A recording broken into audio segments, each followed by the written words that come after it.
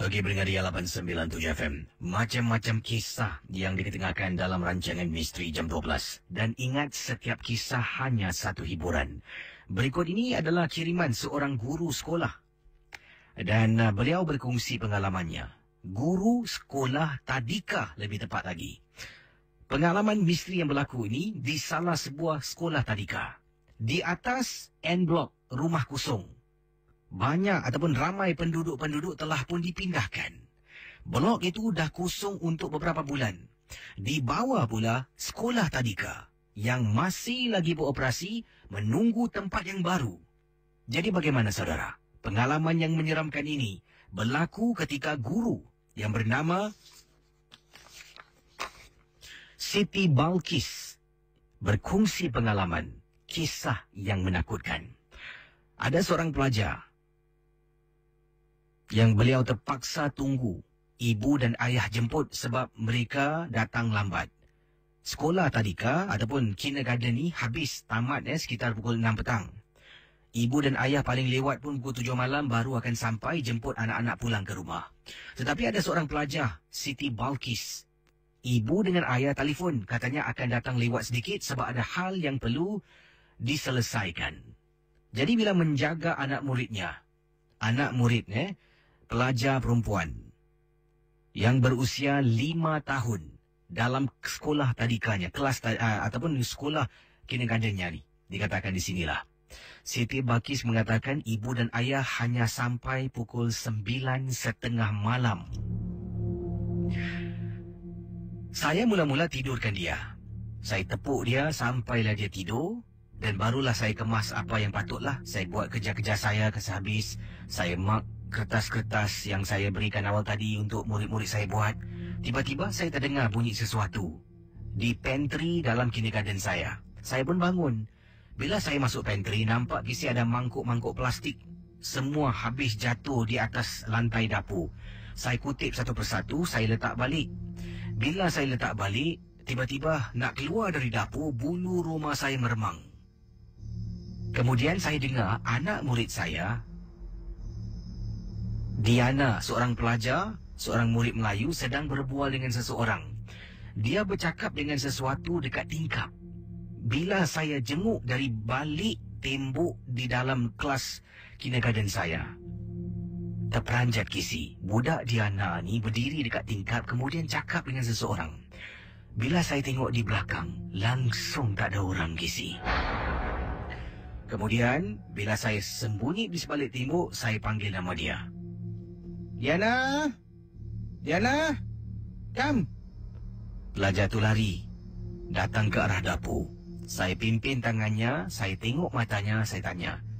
Diana berbual dengan siapa? Dia diam. Diana berbual dengan siapa? Friend. Diana, don't lie. Diana berbual dengan siapa? My friend. Kemudian budak ni nangis.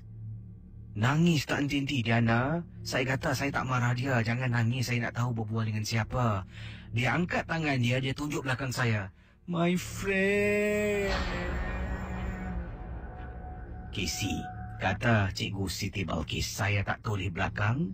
Saya pimpin tangan Diana, berdiri di luar blok. Punyalah seram kisi apabila ternampak dekat blok atas semua gelap gelita. Masuk balik dalam classroom, saya peluk dia dan saya baca sampailah ibu dan ayah Diana datang pukul 9:30 malam. Mereka minta maaf dengan saya. Mereka kata minta maaf ada hal kecemasan dan saya rasa saya tidak marah. Sebab bukanlah selalu mereka buat macam ni kan. Jadi itulah pengalaman saya. Terima kasih. Dan juga selamat tengah malam kisi. Kisah-kisah yang anda dengar merupakan misteri jam 12. Tidak ada sesiapa yang boleh mengesahkan kebenarannya. Jangan mudah kita percaya. Jangan kita terikut-ikut. Ingatlah, NJ12 hanya satu hiburan.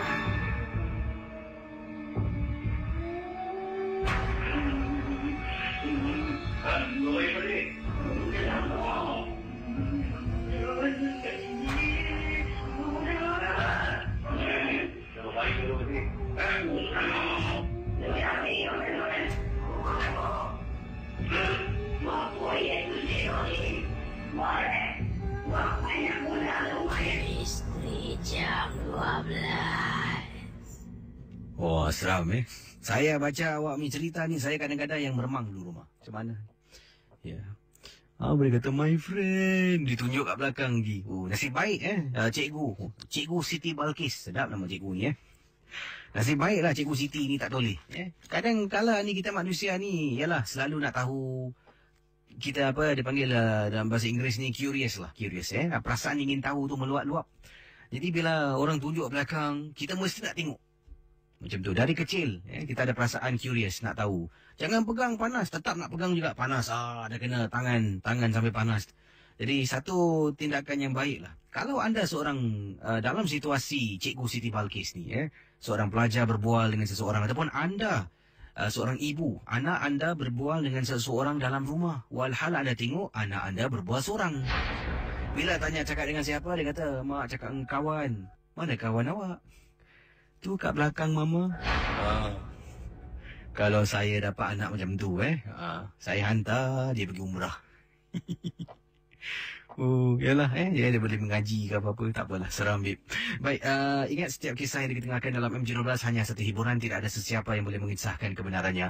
Dan ada juga teman-teman yang kata kisah malam ni seram-seram Kisi dan ada kata Kisi, audio tadi tu walaupun sikit boleh saya terbayang dalam rumah tu gangguan-gangguannya yang menakutkan. Terima kasih pada pengirim audio Encik Sa'ari yang berkongsi pengalaman dan juga audio yang dirakamkan melalui telefon lah.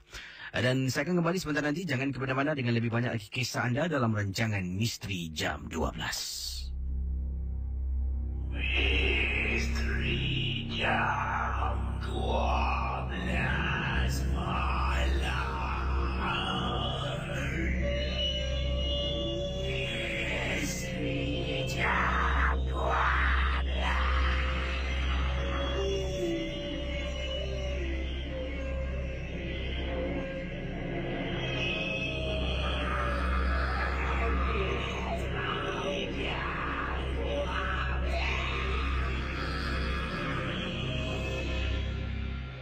Pelbagai kisah yang diketengahkan di FM 897. Terima kasih bagi anda yang memantau Misteri Jam 12. Casey akan terus bacakan lebih banyak lagi kisah anda. Anda boleh hubungi saya, anda boleh kirim SMS, dan ada juga di sini ada pendapat pandangan lah dari Sarah. Tak baik si parents macam gitu Ingat cikgu tadika ni tak ada live ke? Kecemasan pun macam gitu, macam mana pun ambillah anda dulu di sekolah tadika. Barulah boleh attend to emergency Entah-entah parents pergi tengok wayang, baru pergi ambil anak. Itulah sampai 9:30 malam Jadi tepuk dada, tanya selera lah. Ya, saya tepuk dada saya ni. Baik, adakah anda antara mungkin ibu bapa yang suka ambil kesempatan guru-guru tadika, setiap datang lambat lah. Anda fikir kalau anda seorang guru, ibu dan ayah datang lambat, anda marah tak? Macam itulah. Kalau betul-betul kecemasan mungkin boleh atur langsung lah. Tapi kalau tidak, fikirlah, renung-renungkanlah. Yang lain boleh hubungi saya. Yang di sini pula daripada siapa ni? Kisi saya ni baru berpindah tau di kawasan Masling. Sebelum bulan puasa yang lalu dah pindah lah. Ingin saya bertanya, kawasan sini okey tak? Mana orang tahu awak tanya macam tu Ini semua individu lah. Dengar-dengar ada penanggal. Betul ke? Mungkin Kisi boleh tanyakan para pendengar MJ12. Sekadar ingin tahu aja. Dari Ali yang tanyakan soalan tu Soalan-soalan anda ni Ali memang cepu mas lah. Manalah orang tahu Ini pengalaman yang diketengahkan. Ingat saya katakan, jangan mudah kita percaya dan ikut-ikut. Sebab MJ12 sememangnya hanya satu hiburan. Boy 78, Kisi cik mata tu boleh lagi pejam mata bila nampak tu perempuan berdiri dekat dalam semak Kalau aku confirm aku pingsan on the spot. Habis isteri kat sebelah. Isteri dah sekarang ni mengharapkan suami untuk kuat. Kalau suami pingsan, kesian isteri Macam mana ni jadi suami macam tu? Baik, saya ingin ketengahkan pengalaman-pengalaman yang lain. Yang ini pula daripada siapa ni? Kak Fazura kata, apa khabar Kisi? Nama Kak Fazura. Kakak suka dengan Misteri Jam 12 setiap hari, tak pernah miss. Tetapi kebelakangan ini takut-takut sedikit Kisi. Nak dengar rancangan Kisi, rasanya macam seram sangat lah. Adakah penyampaian Kisi ke apakah tak pasti. Tapi yang menakutkan kakak ni kadang-kadang terdengar bunyi sesuatu di ruang tamu. Dan sekarang kalau nak dengar MJ12 akan sumbat telinga kakak dengan earphone. MJ12 rock all the way. Okey, terima kasih. Yang ini katanya, Kisi, betul ke Misteri Jam 12 nak tukar DJ? Saya tak cakap, awak dengar mana ni. Saya cuma cakap, saya dah buat rancangan ni dah hampir 4 tahun. Jadi, saya rasa patutlah saya buat benda lain pula lah. Mungkin saya buat rancangan Firman dan Sabda ke. Gantikan Din Rahim Baiklah, saya akan teruskan dengan kisah misteri. Berikut ini adalah satu kisah yang dilaporkan oleh seorang pendengar yang gemar mendengar rancangan Misteri Jam 12. Sehingga kan berlakunya sesuatu. Apakah yang berlaku akan saya beritahu anda sekarang dalam rancangan MJ12 bersama Casey. Kisah-kisah yang anda dengar merupakan misteri jam 12. Tidak ada sebarang bukti yang boleh mengesahkan kebenarannya.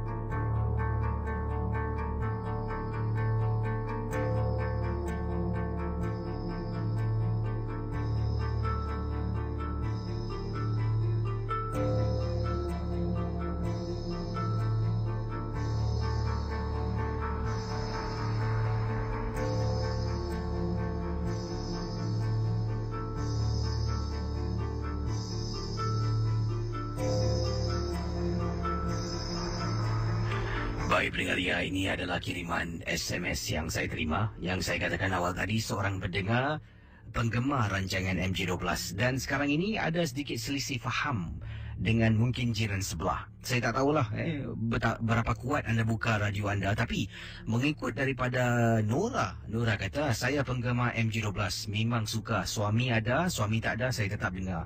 Dan saya dengar selalunya dalam study room lah. Di sana tu ada sofa berhawa dingin. Akan saya siapkanlah mungkin secawan kopi ke untuk menemani saya sampailah tamat MJ12. Sambil itu juga saya akan chatting di Facebook Ria. Jadi Casey, apa yang berlaku? Jiran saya pernah ketuk pintu rumah saya. Bila saya bangun, buka pintu, terperanjat nampak jiran sebelah. Jadi saya tanya, kenapa? Ada apa? Dia kata, radio boleh pelankan tak? Kuat sangat lah awak dengan MJ12. Saya yang hairan ni, bila saya berdiri dengan dia, dengan jiran saya sedang berbual dekat pintu rumah saya tak dengar pun radio saya. Yang masih saya hidupkan, masih Casey sedang bercerita dalam study room. Kalau radio saya kuat, saya berdiri depan pintu berbual dengan dia pun boleh dengar. Kalau radio saya terlampau kuat sangat, dia ketuk pintu saya pun tak boleh dengar. Jadi dia tegur saya, dia kata radio boleh pelankan tak? Kuat sangat lah awak dengar rancangan ni. Dan dia kata dia pun takut, dia tak suka dengar. Jadi saya kata, kak, saya buka radio tak kuat. Sekarang ni saya tengah buka radio ni, kakak dengar apa-apa tak? Dia terdiam sekejap. Betul tau, tadi kau buka kuat kan? Dan kata Nora, saya nak sedapkan nanti jiran saya ni tak nak bergaduh panjang. Saya kata okeylah kak, nanti saya cuba perlahankan Jadi akhirnya saya masuklah dalam study room balik. Saya betul-betul pelankanlah. Kali ini saya pelankan lagi. Dan tak sedap hati, takut nanti dia datang. Saya pun sumbatkanlah headphone. Saya gunakan headphone dan saya dengar MJ12. Sedang dengar MJ12 ni gunakan headphone, tiba-tiba dengar orang ketuk pintu lagi. Casey, saya pakai headphone boleh dengar orang ketuk pintu rumah. Saya bangun pergi ke pintu. Kemudian kali ini dia dengan suami dia diri. Kakak masih dengar lagi lah. Kau jangan macam ni lah. Nanti kakak report polis nanti tahu. Kak, saya dengar pakai ni kak. Kakak nampak tak? Saya marah dia. Kemudian yang kakak dengar suara perempuan nangis kuat-kuat tu dari mana? Pendengar Ria 897, bila kakak tu kata dengar suara perempuan nangis kuat-kuat dari mana, saya tunjukkan headphone, dia terperanjat. Suaminya terkejut. Suami minta maaf. Sorry mungkin kita salah dengar agaknya. Tak apa, balik. Jadi dua suami isteri ni dah balik rumah mereka. Saya nak dengar MJ12 pun terpantut Casey. Itulah satu-satu malam yang saya takut dan tak nak dengar. Saya terus cabut headphone saya, matikan suis radio, masuk ke dalam bilik nak tidur. Bila nak lelapkan mata, baru saya dengar Casey. Rupa-rupanya suara wanita menangis bukan datang dari rumah saya, dari koridor. Benda tu saya dengar dekat tingkap bilik saya. Sayu wanita menangis.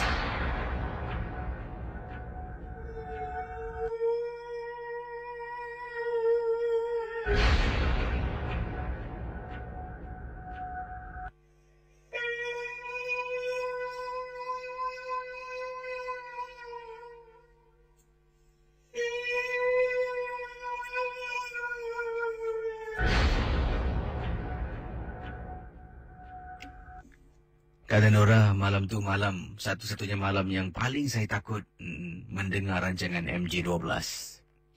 Gimana agaknya? Ada orang kata dalam rumah dengar bunyi tu, bunyi ni, tarik kerusi. Ada kata dengar orang atas main goli.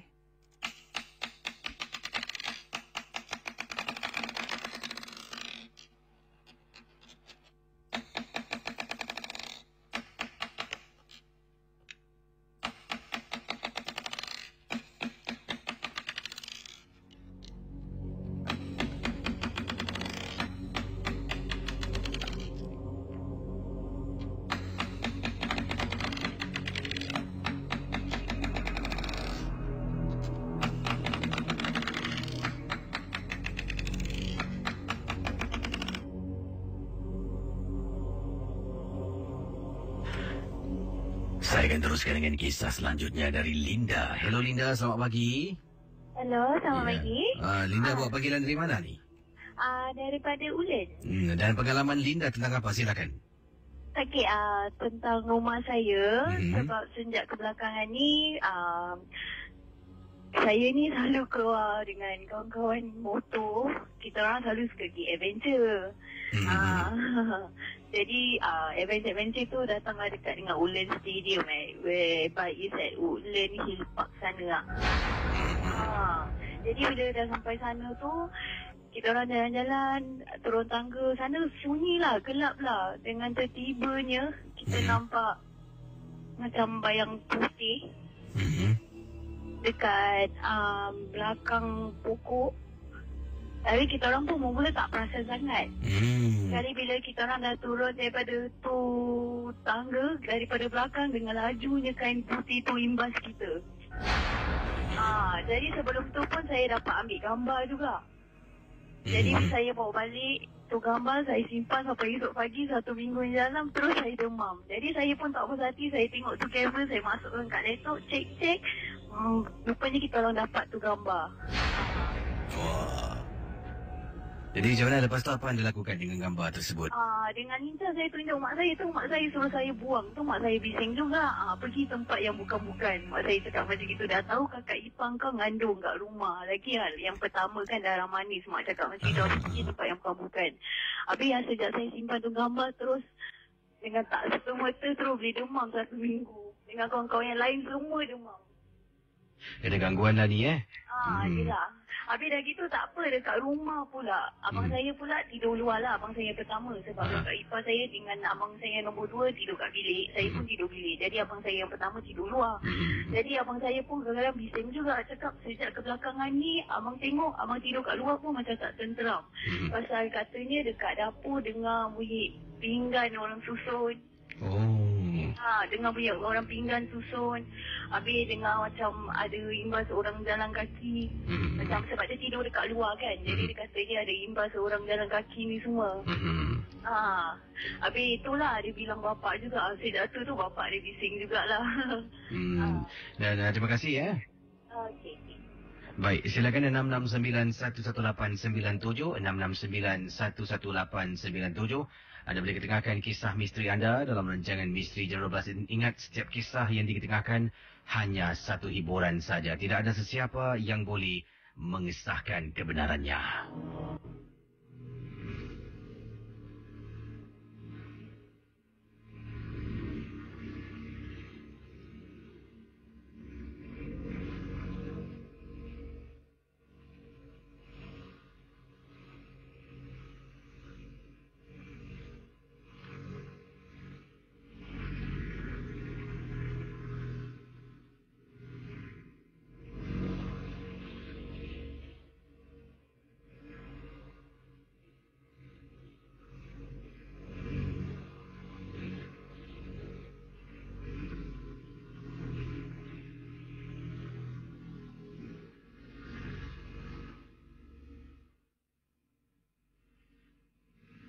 Hello, selamat pagi. Siapa ni?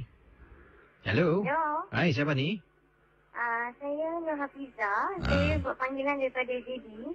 JB di kawasan mana, JB? Saya dekat kawasan Desa Mutiara. Dan Fiza ada pengalaman tentang apa, Fiza? Silakan. Ya, ni pasal abang saudara saya lah. Silakan. Dia duduk dekat Permah Jaya. So, dia memang jenis yang suka balik malam-malam. So, suka malam tu dia tidur. Dia cuma tutup pintu grill je. Then masa dia tutup pintu grill, pintu kayu dia tak tutup lah. Lepas tu mak angkat dia tidur dekat hall lah sama dengan dia.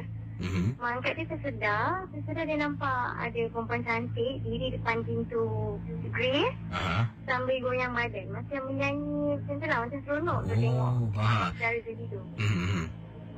Itulah. Jadi bila anda nampak tu, anda rasakan itu mungkin gangguan lah. Ya sebab yang nampak mak angkat dia. Dia nampak, dia takut, dia tutup muka lah dengan selimut. Itu dia. Terima kasih. Okey, terima kasih. Selamat malam. Selamat malam. Terima kasih teman kita yang buat panggilan daripada seberang tambak orang GB. Dan sebut tentang orang GB ni, ada juga orang GB kirimkan saya email. Ini daripada salah seorang pekerja di salah sebuah kedai minyak. Kata orang GB ni, namanya siapa ni? Syamsul kata, apa khabar KC Misteri Jam 12. Saya ni Syamsul, seorang pendengar dari GB Johor Bahru dan seorang juga pekerja pump attendant di salah sebuah kedai minyak di seberang tambak ni lah. Jadi beliau mengatakan ramai juga pendatang-pendatang ataupun ramai jugalah orang-orang Singapura ni kalau nak pulang ke Singapura akan singgah ke kedai minyak saya ni untuk isi minyak. Jadi saya ingin bercerita tentang satu perkara yang menyangkutkan berlaku. Ada satu keluarga yang menaiki kereta besar KC Toyota Estima. Dalam kenderaan tersebut ramai jugalah, dan bila semua keluar pergi ke kedai minyak, ke kedai dekat kawasan kedai minyak saya bertugas ni, macam mungkin dalam pam minyak tu ada kedai runcit lah, macam 7-Eleven macam tu lah. Jadi termasuklah pemandunya.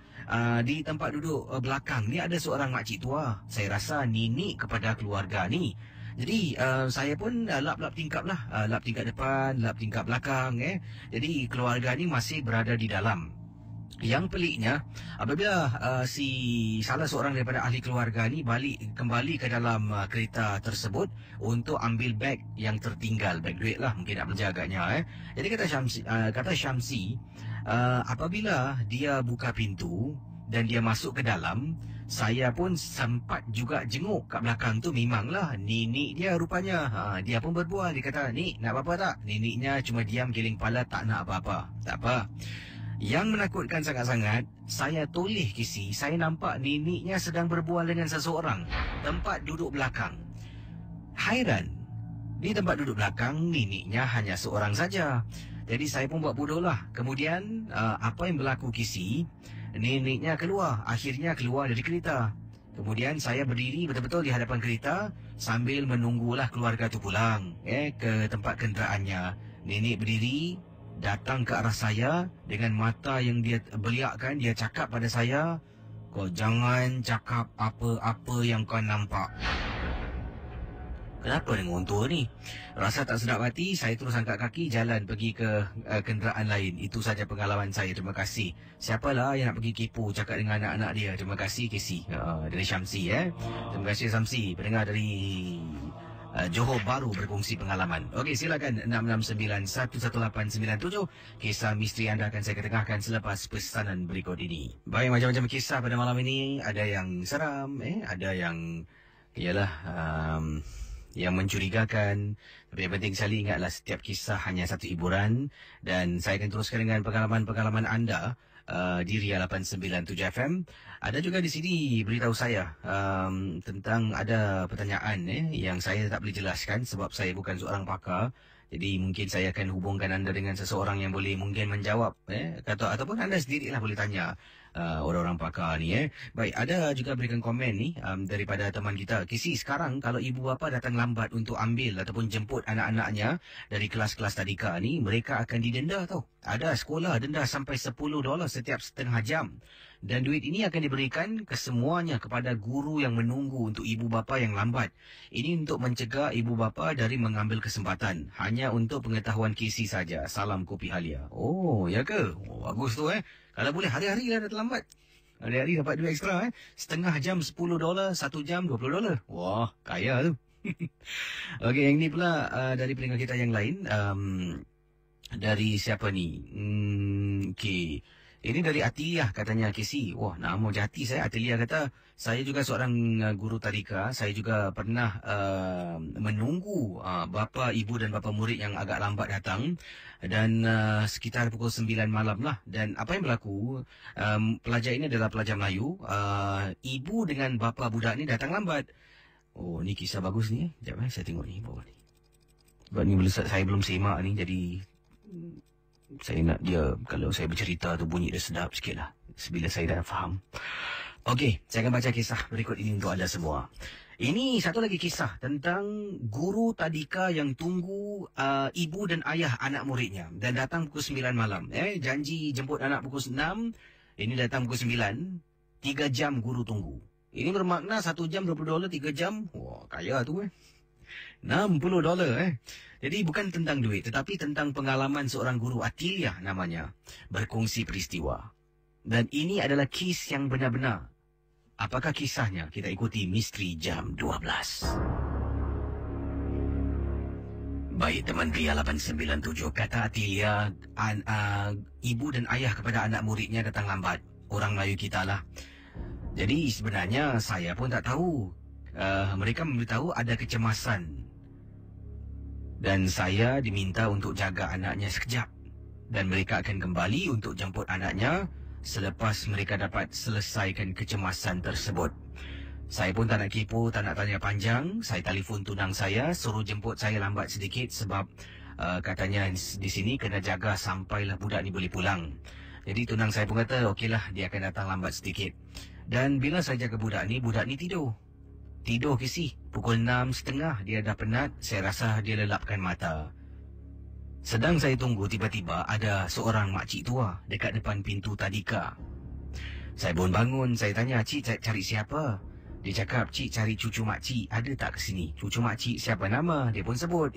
Oh tanta, ibu bapa mungkin sibuk. Ada hal kecemasan. Nenek datang untuk jemput cucu balik. Jadi saya rasa, wah, best lah ni. Saya pun, cucu makcik ada kat dalam. Makcik masuklah, buka selipar. Makcik tu tanggalkan seliparnya di luar. Kemudian makcik masuk ke dalam, jumpa cucu yang sedang baring. Saya pun ambil telefon. Bila saya ambil telefon, nak telefon tunang saya. Saya berbual dekat ujung. Sebab tak naklah makcik ni dengar. Saya pun cakap dengan tunang saya, you, dah boleh datang you. Mak nenek dia dah datang ambil dia. Okey. Bila saya tulis, saya tengok makcik tu hilang. Casey, terperanjat saya Casey. Mana nenek budak ni? Kata Atiliah. Kemudian budak ni pula sedang nyenyak tidur. Saya tengok dekat depan pintu besi ni terbuka tapi tak ada orang. Pukul 9 malam, keluarga ibu dan ayah budak ni sampai. Kemudian ibu dengan ayah minta maaf lah. Kata minta maaf sangat-sangat lah. Tadi nenek dekat hospital meninggal dunia.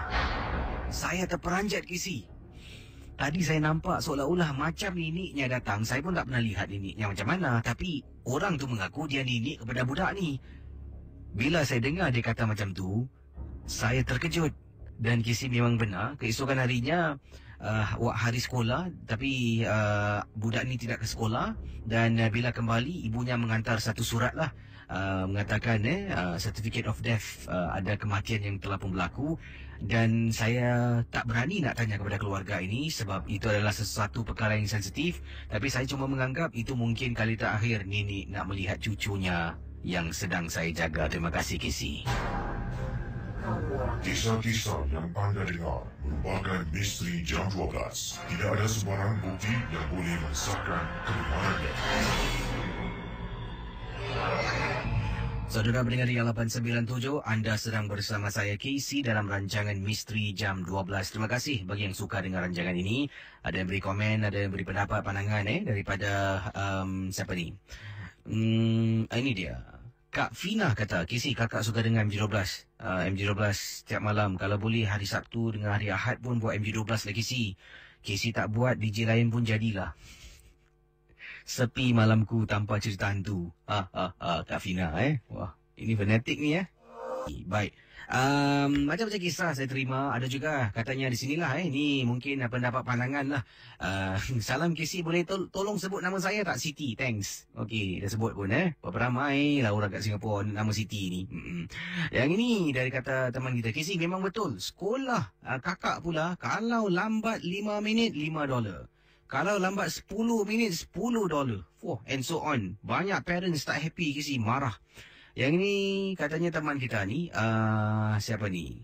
Kasi tadi awak cakap sebut nama jenis kereta tu kan, Toyota Estima. Kalau keluarga ni tu dengar rancangan ni, pasti mereka dah tahu. Banyaklah Toyota Estima kat Singapura ni Bukanlah saya sebut Toyota Estima SHA44537889 ke. Hairan. Yang ini saya Ida, memang betul kisi. Sekolah anak saya, sekolah tadika anak saya, kalau mak lewat 15 minit, denda $5. Wah. Ini daripada Zainuddin. Bro kisi, memang betul lah kisi. Sekarang ini ada dipraktikkan tahu. Kalau lambat kena bayar. At least setengah jam $10. Sekolah anak saya 15 minit $10. Wah, kalau 1 jam $40 Kejang ni Lebih baik kerja tunggu Tunggu. Tak datang-datang. Macam-macam kisah pengalaman saya terima. Dan di Facebook pula, terima kasih bagi memantau Facebook Ria 897 FM. Ada yang kata di sini Okey. Kak Nora suka mendengar MJ12 setiap hari. Terima kasih pada Kak Nora yang suka dengar rancangan ini. Dan ada yang kata suka dengan kisah-kisah pada malam ini. Dan ingatlah setiap kisah hanya satu hiburan. Terima kasih bagi anda juga di Facebook Ria 897 FM. Ada yang kata, Kisi, saya setuju sangat-sangat dengan Kak Fina awal tadi. Kalau boleh Saturday Sunday pun adakan rancangan misteri jam 12 lah Kisi. Ada yang kata setuju sangat-sangat lah. Tak puas lah Kisi. Yes Kisi agree. Please lah Kisi. Cause di Singapura ni kita asyik bekerja hari-hari je. Jadi weekend yang siapa tak pergi clubbing bolehlah duduk dengar MJ12. Macam permintaannya. Entahlah Satu hari nanti nak berubah angin jugalah. Kerja malam je. Cubalah kerja pagi ke, kerja petang ke. Apa saranan anda? Selain daripada pukul 10 sampai 2 pagi, waktu mana yang anda rasa boleh lakukan? Boleh sarankan lah. Mungkin pagi ke, mungkin tengah hari ke, petang ke, mungkin layan budak-budak sekolah ke, macam mana ni? Yang ini, kata teman kita, Kisi, saya dah beberapa kali email maklum balas pada Cik Hasan. Suruh sarankan MJ12 hari Sabtu dengan hari Minggu juga. Tapi masih belum ada perubahan. Wah, awak fikir awak email sekali je perubahan terus Maklum balas tu kita akan terima. Kemudian adalah mesyuarat, duduk berbincang. Bukan hantar sekali terus dapat. Dia bukan macam pisang kalau nak minta lah mesti dapat. Dan kita doakanlah, kita harapkan setiap manusia ada kesilapan. Dan kita pun ada kesilapan, cuma tak pernah kena tangkap pun. Tanya diri sendiri Jadi janganlah kita mudah-mudah membenci orang. Jadi kalau selepas ini dia buat lagi kesilapan yang sama, baru mungkinlah ada sedikit rasa marah lah. Dan kesilapan yang pertama ni kita harap kita doakan semoga dia digolongkan dalam orang-orang yang baik, yang beriman macam itulah. Baik, saya akan teruskan dengan kisah misteri anda di FM 897. Macam-macam kisah. Dan ada yang kata kat sini Casey buat 12 sampai 4 pagi lah. Saya cakap saya tak nak kerja malam tukarlah waktu mana yang sesuai. Malam juga waktu saya kerja. Pagi pun ada pukul 12 sampai 6 pagi dahsyat ni Baik, saya akan teruskan dengan pengalaman-pengalaman anda. Yang ini daripada mana ni? Daripada Azlan. Kata Azlan, bro Casey, ingin saya berkongsi satu perkara. Dan ini kisah ini berlaku apabila saya pernah bertugas sebagai pemandu bas mayat. Kata Azlan pemandu bas mayat. Dan bas mayat yang saya pandu ni Kisi bukanlah bas mayat orang kita, tapi bukan orang kita, bas mayat warga Cina lah. Dan lazimnya saya ni sebagai macam cover lah. Kalau ada pemandu-pemandu ada urgent leave yang tak boleh lakukan ataupun waktu tu banyak job lah. Jadi syarikat tersebut akan memanggil ataupun akan mendapatkan khidmat daripada syarikat yang saya bertugas ni untuk memberikanlah manpower ataupun pemandu-pemandu untuk membantu mereka. Jadi pernah saya kerja bertugas sebagai pemandu bas mayat. Setelah mayat ni dihantar pulang, dihantar ke tempat persemadian, saya akan memandu lori ataupun bas tersebut untuk pulang ke tempat meletak simpan bas. Jadi pengalaman saya yang saya alami ini adalah waktu itu sekitar pukul 8 lebih malam saya memandu. Dan tempat simpan bas, saya tak nak sebutkan nama kawasannya, memang menyeramkan Kisi. Sunyi, sepi, dan ini adalah salah satu jalan yang sering kali Kisi ceritakan banyak penampakan di sana.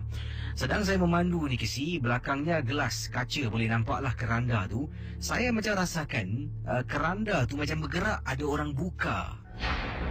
Oleh kerana saya rasa takut, saya hentikanlah kenderaan yang saya pandu seketika. Saya keluar daripada kenderaan tu, berdiri tepi road, saya isap rokok sebatang untuk hilangkan rasa takut. Dan saya dah pun diberi amaran, tak boleh mengisap rokok dalam kenderaan. Jadi saya terpaksalah berhenti sekejap dan keluar berasap sekejap untuk hilangkan rasa takut. Dan apabila saya kembali dalam bas yang saya nak pandu ni, saya dapati keranda tu terbuka. Siapa yang buka keranda pun saya tak tahulah kisi. Niat di hati nak tutup balik. Oleh kerana saya takut, tak apalah, saya pun baring. Baringkanlah kerusi di belakang ni, sebab di tepi sana tu untuk ambil kain tutup sebelah belakang jadi tak nampak. Sepanjang perjalanan saya memandu, belakang tu ditutup. Dan saya boleh dengar kisi macam ada benda hentak-hentak dari belakang. Itulah pengalaman peristiwa yang tak dapat saya lupakan. Selepas beberapa kejadian yang agak menakutkan, apabila saya dapat job ekstra macam ni, saya tak pernah ambil lagi kisi sebab takut sangat-sangat. Kisah-kisah yang anda dengar merupakan misteri jam 12. Tidak ada sebarang bukti yang boleh mengesahkan kebenarannya.